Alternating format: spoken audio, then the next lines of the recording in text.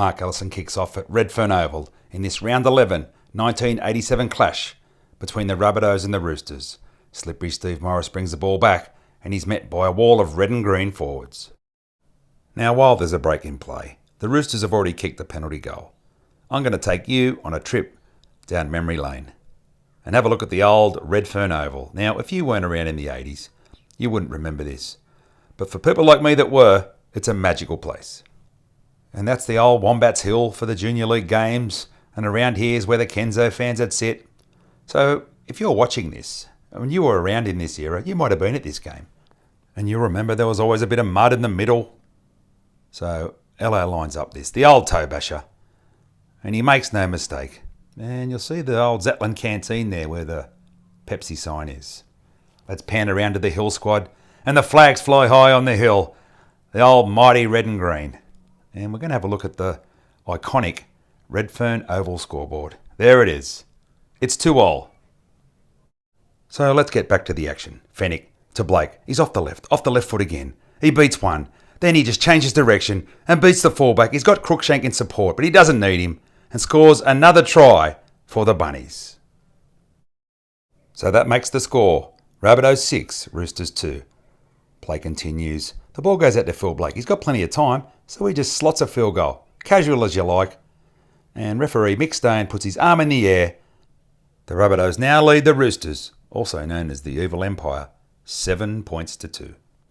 So we move on to the second half. Mark Ellison takes on the line, gets a beautiful ball to Phil Blake, who beats the fullback and scores right next to the posts. 11-2 to the Bunnies. Ello makes no mistake again and makes it 13 points to 2. The Rabbitohs over the Roosters.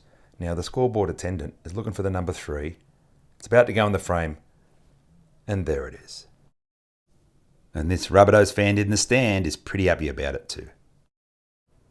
Play continues. The ball goes to Blakey and he just slots another field goal just to even up the score. South 14, Roosters 4. They've kicked the penalty goal as well. And the attendant just looking for the number 4. And there it is.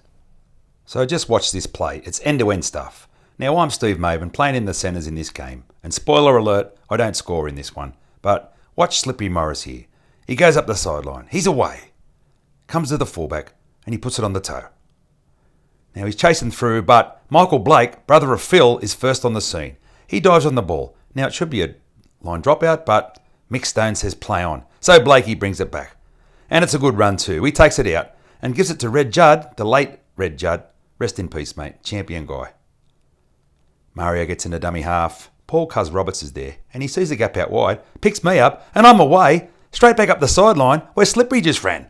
And Crookie's in support on the inside. I don't see him, and I run out. So the reason that I'm calling this footage 34 years later is to add some life to this coach's file tape that had no sound. Play continues, but that's it. It's all over. The hoot is gone. You can't hear it, but it did. The Rabbitohs have defeated the Roosters 14 points to 4 at Redfern Oval, and the flags fly high on the hill. One more look at the old scoreboard. And as we pan down, you see the fans invading the field. Kids used to love that. We don't see that anymore. So please subscribe to Rabbitohs TV. I'm Steve Mavin, and up the mighty Rabbitohs.